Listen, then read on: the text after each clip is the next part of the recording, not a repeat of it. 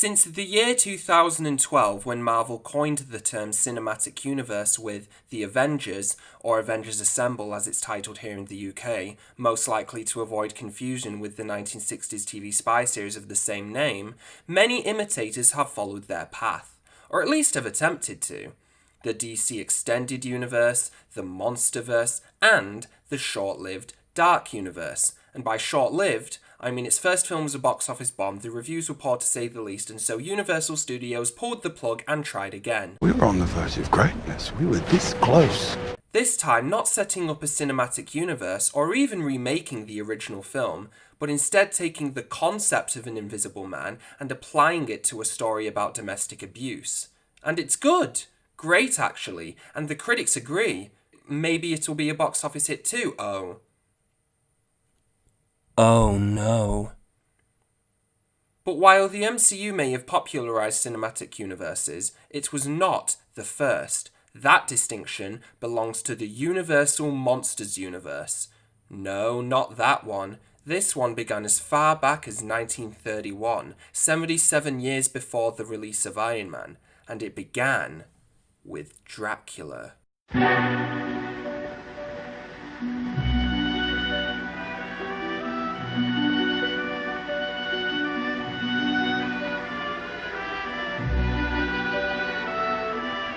Dracula is a film that is very historically significant to the horror genre, not because it was the first film adaptation of Bram Stoker's novel of the same name.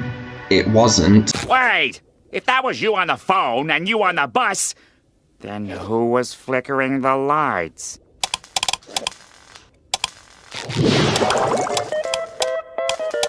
Nosferatu! Not even so much because it was the first film in this franchise, but because it was one of the first sound horror films. In fact, the only one that predates Dracula, that's available at least, is The Terror, released in 1928. Because of this, the film is not accompanied by a musical score. That is with the exception of the main theme from Swan Lake playing in its opening credits. As expected from classic films, especially from ones as old as this, there's a white noise which can be heard from beginning to end that almost serves as the film's score.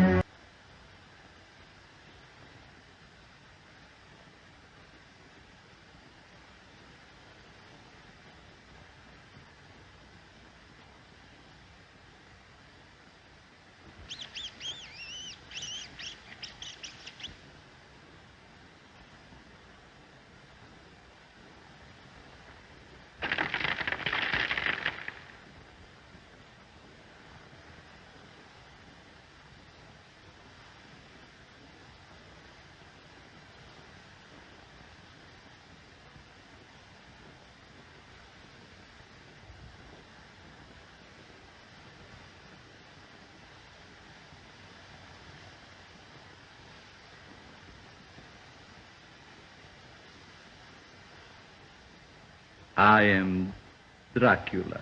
This, coupled with the fact that, like most silent horror films, every cast and crew member is dead by now, adds to the film's eerie atmosphere. It goes beyond being a classic film and becomes almost like a historical artifact. Bela Lugosi, whose Hungarian accent continues to be parodied to this day, became synonymous with the character of Count Dracula to the extent that he was buried wearing the cape. Despite this, he didn't reprise the role in a feature film until 17 years later in Abbott and Costello Meet Frankenstein, the film that marked the final appearance of Count Dracula, Frankenstein's monster, and the Wolfman in the franchise. This brings me to one of the biggest sources of inconsistencies in the continuity: the cast. As well as playing Count Dracula in both Dracula and Abbott and Costello Meet Frankenstein, Bela Lugosi played a hunchback named Igor in both Son of Frankenstein and The Ghost of Frankenstein. In The Ghost of Frankenstein, Igor swaps minds with Frankenstein's monster, and so naturally, Bela Lugosi played Frankenstein's monster in Frankenstein Meets the Wolfman. Bela Lugosi regretted refusing the offer to play Frankenstein's monster back in 1931, so I guess his prayers were answered? You know I turned down Frankenstein. What? After I did Dracula, the studio offered me Frankenstein, and I turned it down. That wasn't sexy enough. Too degrading for a big star like me. He also played a fortune teller in The Wolfman named Baylor. Wait, that name sounds familiar. Boris Karloff played Frankenstein's monster in Frankenstein, Bride of Frankenstein, and Son of Frankenstein, but was then replaced by Lon Chaney Jr. in The Ghost of Frankenstein. He also played Imhotep in The Mummy and Dr. Neiman in House of Frankenstein. Lon Chaney Jr., as well as playing Frankenstein's monster in The Ghost of Frankenstein, played Count Dracula in Son of Dracula, Caris in The Mummy's Tomb, The Mummy's Ghost, and The Mummy's Curse, and of course, Larry Talbot in The Wolfman, Frankenstein Meets the Wolfman, House of Frankenstein, House of Dracula, and Abbott and Costello Meet Frankenstein. He was the only actor to play either Caris or Larry Talbot in the franchise. It could almost be called consistent.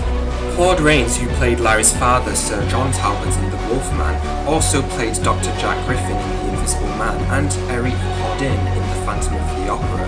In House of Frankenstein, House of Dracula, and Abbott and Costello Meet Frankenstein, Frankenstein's monster was played by Glenn Strange, and Count Dracula was played by John Carradine. Edward Van Sloan, who played Van Helsing in Dracula, also played Dr. Waldman in Frankenstein, Dr. Muller in The Mummy, and Von Helsing in Dracula's Daughter. And last but not least, Dwight Fry played Renfield in Dracula, who dies, Fritz in Frankenstein, who dies, and Carl in Bride of Frankenstein, who dies. He also played Rudy in Frankenstein Meets the Wolfman, and cameoed as a villager both in Son of Frankenstein and The Ghost of Frankenstein, and as a reporter in The Invisible Man. There's more. There's much more, but I'm not strong enough. The first film in this franchise that I ever saw was Frankenstein, which was released 9 months after Dracula the same year. I was 9 or 10 years old at the time, and fascinated by horror films, not so much in spite of not being allowed to watch them, but because of that fact. However, growing up with access to the internet, all that was preventing me from doing so was the guilt I'd feel for disobeying my parents, to the point where when confessing to watching half of Saw at a friend's house, let's say I became very nervous and leave it at that.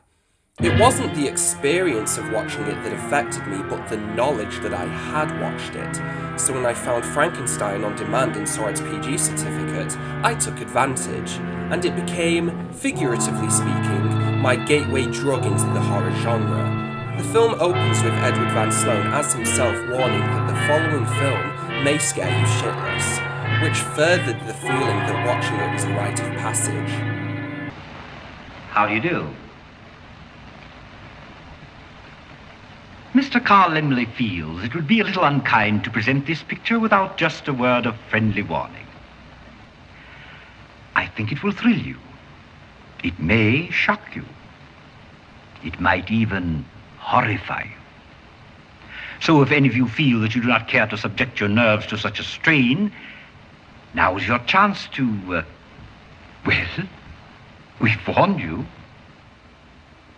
It's corny, yes, but it's also charming to me that in 1931 producers thought a film that is PG by today's standards needed to open with a warning. Its sequel, Bride of Frankenstein, is, to this day, one of my favourite films of all time. It's a film that revels in its own campiness, but not so much that it becomes parodic like Young Frankenstein or the aforementioned Abbott and Costello Meet Frankenstein, nor so much that it undermines the tragedy of Frankenstein's monster. Despite being titled The Bride of Frankenstein, the film's about Frankenstein's monster. The titular bride doesn't even appear until the final 5 minutes, and never reappears in the franchise. She rejects Frankenstein's monster, and so he blows up the castle, killing the both of them as well as Dr. Pretorius. The bride's iconic status is telling of how much of an impression Elsa Lanchester, who also plays Mary Shelley in the film's prologue, left in those 5 minutes. By the age of 11, I had watched as well as owned on DVD Dracula, Frankenstein, Bride of Frankenstein, and The Wolfman. The Wolfman, despite being the definitive werewolf film, is not the first, not even in this franchise. That distinction belongs to Werewolf of London. No, not an American Werewolf in London. This film was released in 1935, predating that film by 46 years, and The Wolfman by 6.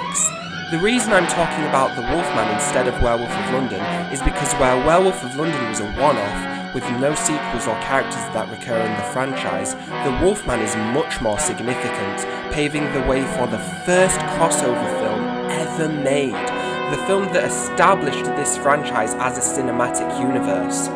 Frankenstein meets The Wolfman.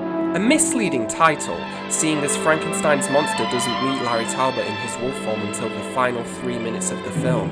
And in those 3 minutes, they fight in a scene that rivals the whole of Captain America Civil War.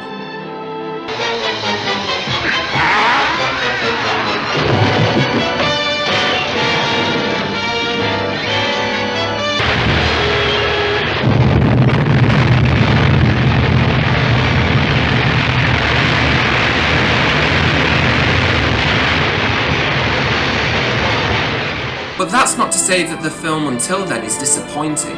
It depends on your expectations, and what you should expect is a sequel to The Wolfman that has Frankenstein's monster in it. And as that, it's fairly satisfying. Maliva the Gypsy Woman makes a welcomed return, and much of the score is recycled tracks from The Wolfman, which isn't surprising considering that at this point 1 to 3 of these films were being released a year, nor is it surprising that because of this, throughout the 1940s audiences gradually came to be fatigued with the Universal monsters, and weren't afraid of them anymore, especially not in comparison to the real-life horrors of World War II. So, for the swan song of Count Dracula, Frankenstein's monster, and The Wolfman, Universal Studios did a 180-degree turn and opted to produce a comedy, and not just a comedy, but one starring Abbott and Costello. For those of you who are unfamiliar with them, Bud Abbott and Lou Costello were an American comedy duo from the 1930s to the 1960s. Their sketch Who's On First is, to this day, one of the most well-known comedy routines of all time. On the St. Louis team, we have who's on first, what's on second, I don't know's on third. That's what I want to find out. I want you to tell me the names of the fellas on the St. Louis team. I'm telling you, who's on first, what's on second, I don't know's on third. Do you know the fellas' names? Yes. Well, then who's playing first? Yes. I mean the fellow's name on first base. Who? The fellow playing first base for St. Louis. Who? The guy on first base. Who is on first?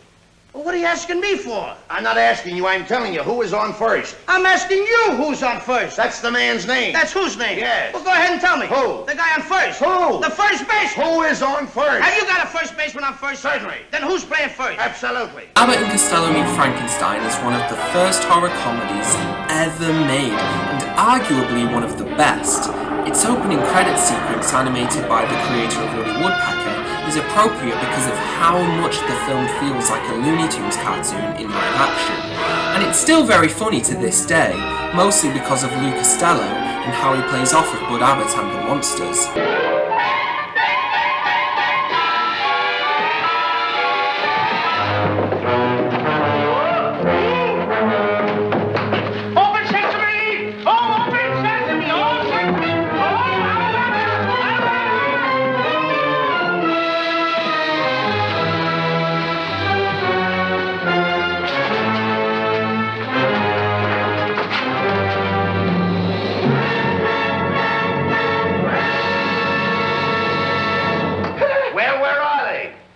In there. Oh, stop. As I've previously mentioned, this film marked the final appearance of Count Dracula, Frankenstein's monster, and the Wolfman in the franchise, but in spite of that, it wasn't the final film in the franchise.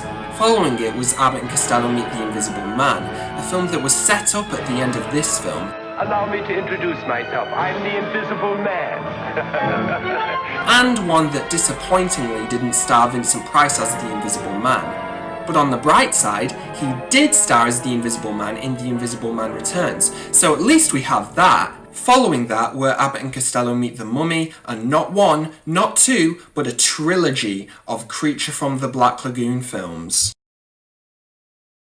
Although more have failed than not, the continuous and countless attempts to revive these characters ever since the 50s, the same decade this franchise concluded, prove there will always be people who remember them. There's also a plan for a classic Monsters Land at the upcoming theme park Universal's Epic Universe. The Invisible Man could be the beginning of what us fans have been waiting for, that being the Universal monsters making a proper comeback. to a new world of gods and monsters.